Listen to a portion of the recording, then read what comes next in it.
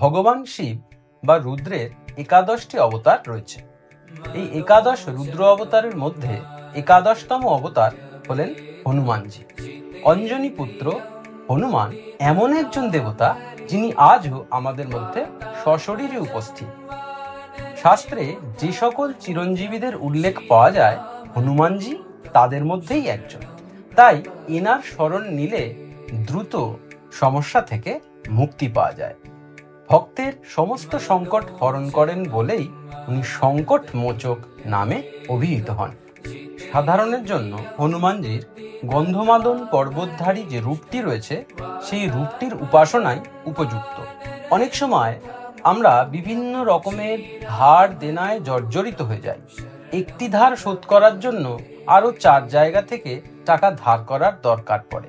এইরকম প্রতিকূল পরিস্থিতিতে হনুমানজির শরণ নিলে খুব দ্রুত উপকার পাওয়া যায়। কি করবেন সেক্ষেত্রে?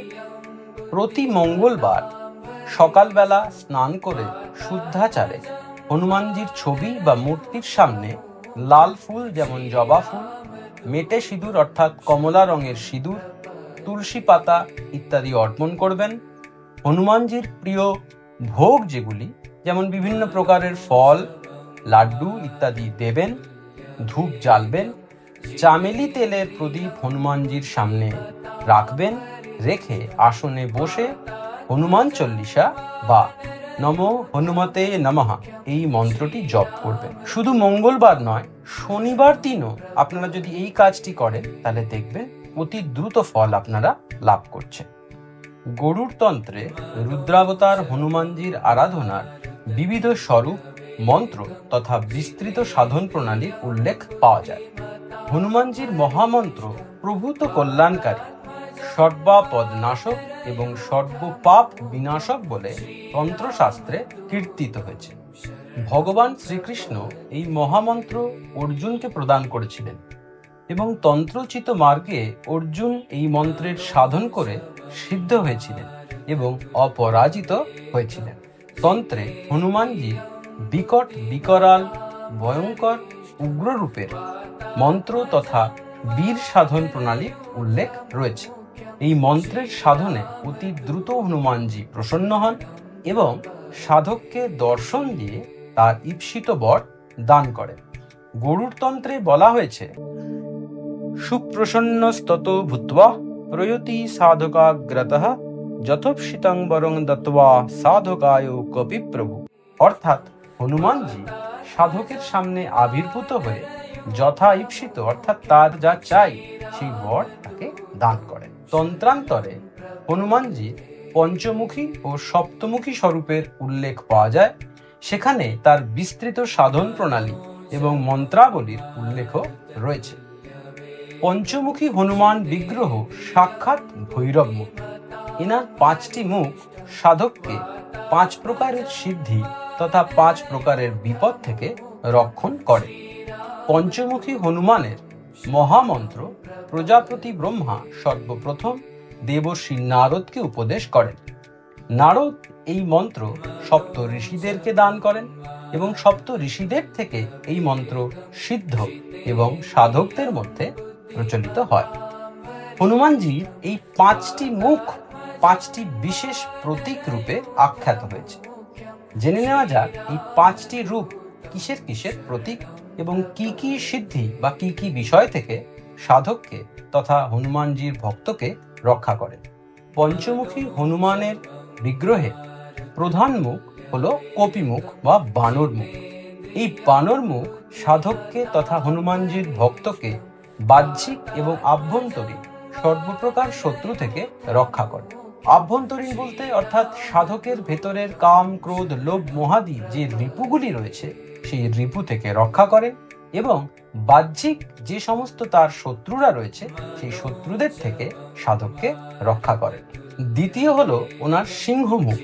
এই সিংহমুখ সাধককে সমস্ত প্রকারের ভূত, প্রেত, পিশাচ, ব্রহ্ম রাক্ষস ইত্যাদির থেকে রক্ষা করে।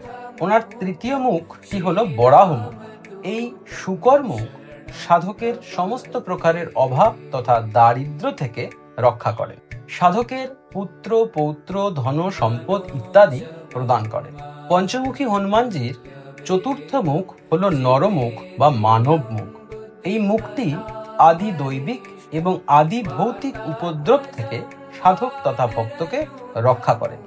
সাধকের বা ভক্তের বিশেষ মনোকামনা পূর্তি বা সিদ্ধির প্রতীক হিসেবে এই মুখটি উল্লেখিত হয়েছে শাস্ত্রগ্রন্থে। ওনার পঞ্চম মুখটি হলো হয়গ্রীব মুখ বা ঘোটক মুখ।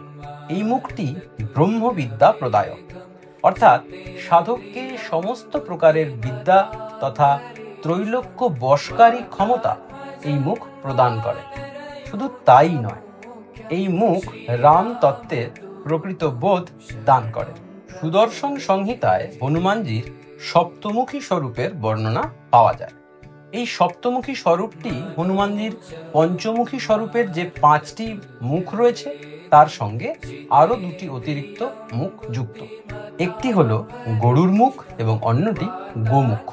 হনুমানজির গরুর মুখ সর্বপ্রকার বিষপ্রয়োগ থেকে তথা সংসার বিষ থেকে সাধককে রক্ষা করে, এবং হনুমানজির যে গোমুখ সেটি সর্বপ্রকার রোগ নাশক তথা সাধককে জ্ঞান, ভক্তি এবং বৈরাগ্য প্রদান করে।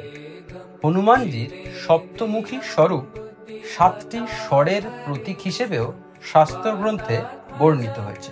তাই সঙ্গীত অনুরাগীদের জন্য এই সপ্তমুখী স্বরূপের আরাধনা অত্যন্ত ফলদায়ী হিসেবে বিবেচিত হয়। বিবিধ ভেষজের ঔষধীয় গুণ বৃদ্ধিতে হনুমান মন্ত্রের প্রয়োগ অত্যন্ত ফলদায়ী। তবে শুধু তাই নয়, দুস্থানগত মঙ্গলের সমস্যায় যারা ভুগছেন, মাঙ্গলিক দোষজনিত সমস্যায় যারা পীড়িত, তাদের ক্ষেত্রে হনুমান মহামন্ত্রের প্রয়োগ, হনুমান যন্ত্রের প্রয়োগ তথা হনুমত কবচের প্রয়োগ বিশেষ ফলদায়ী। তবে সব ক্ষেত্রেই হনুমত আরাধনার সঙ্গে যেই আরাধনাটি অঙ্গাঙ্গিকভাবে জড়িত সেটি হলো রাম আরাধনা।